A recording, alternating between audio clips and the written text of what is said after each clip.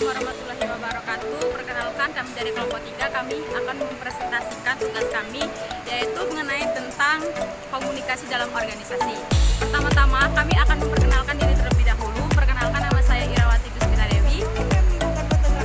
Perkenalkan, nama saya Guri Puspita Epiani, NPM D0G0 1997. Perkenalkan, nama saya Rima Hemaniar.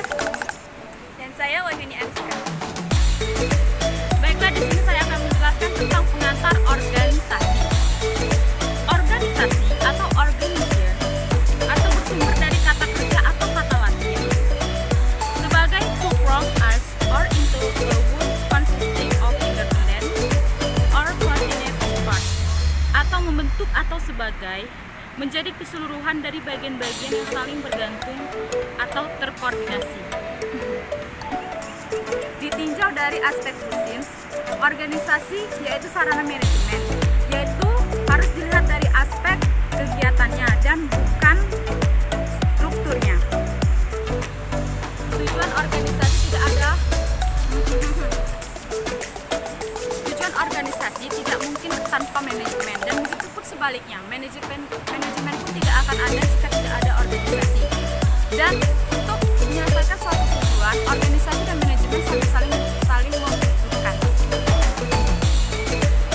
Korelasi antara ilmu komunikasi dengan organisasi terletak pada peninjauannya yang terfokus kepada manusia-manusia yang terlibat dalam mencapai tujuan organisasi, yaitu bentuk komunikasi apa yang terjadi, kedua metode dan teknik apa yang dipakai, ketiga media apa yang dipakai, keempat bagaimana proses dan faktor apa saja yang akan menjadi penghambatnya.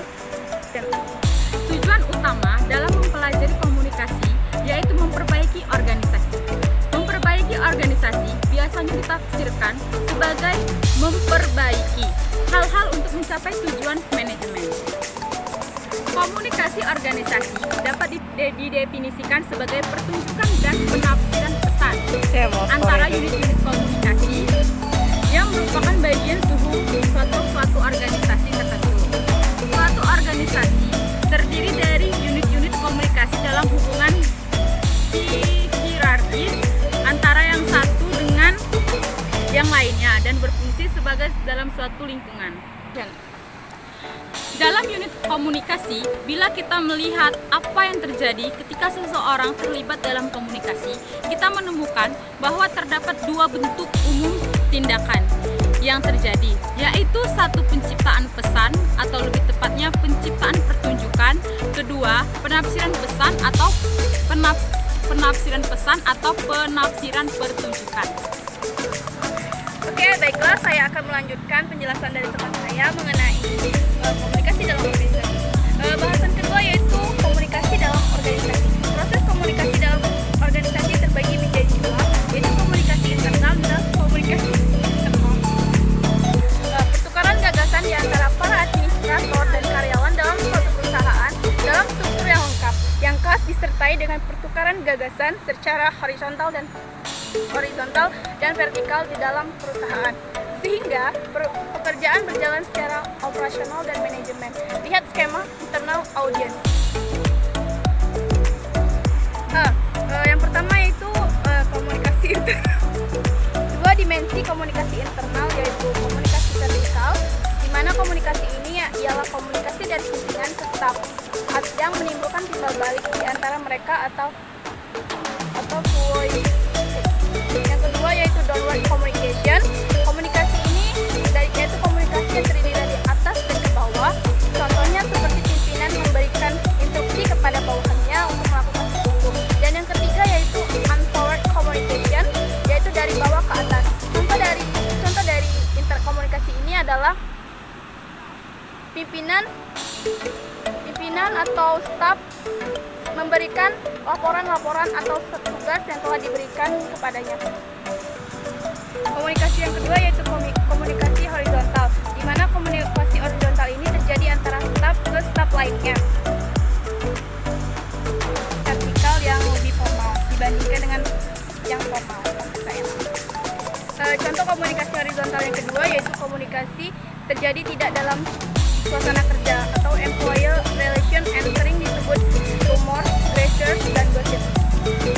Yang ketiga yaitu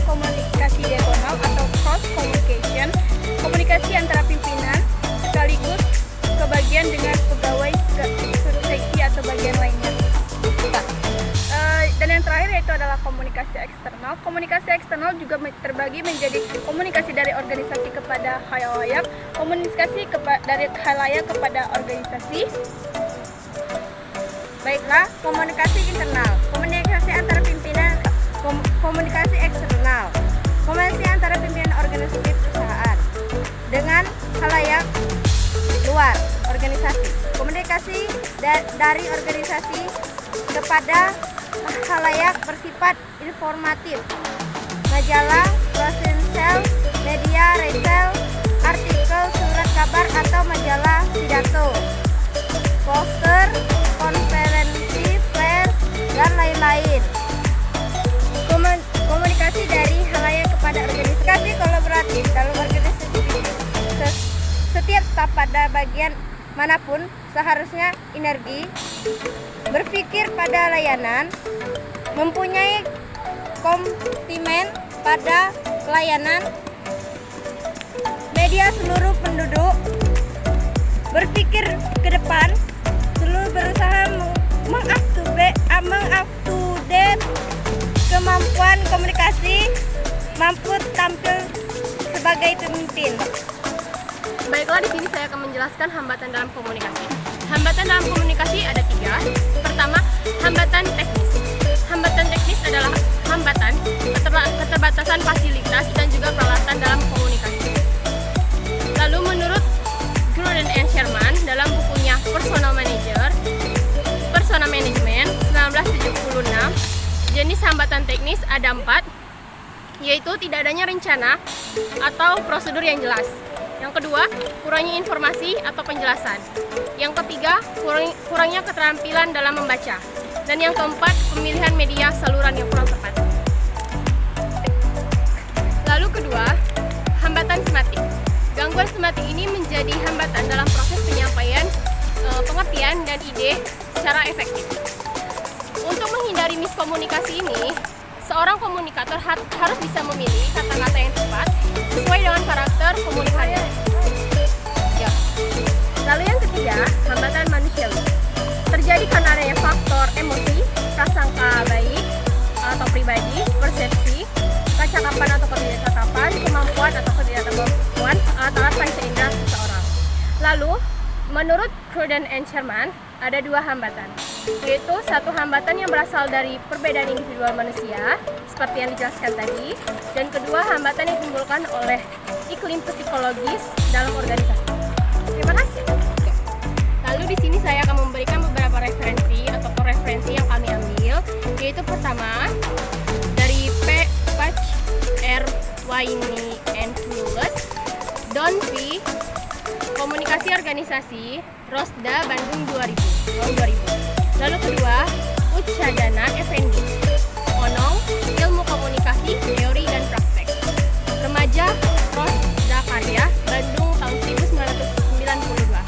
Lalu ketiga, Jiwanto Gunawan, Komunikasi dalam Organisasi, Pusat Pengembangan Manajemen, dan Andi Offset, Yogyakarta tahun 1985. Sekian presentasi organisasi dalam komunikasi.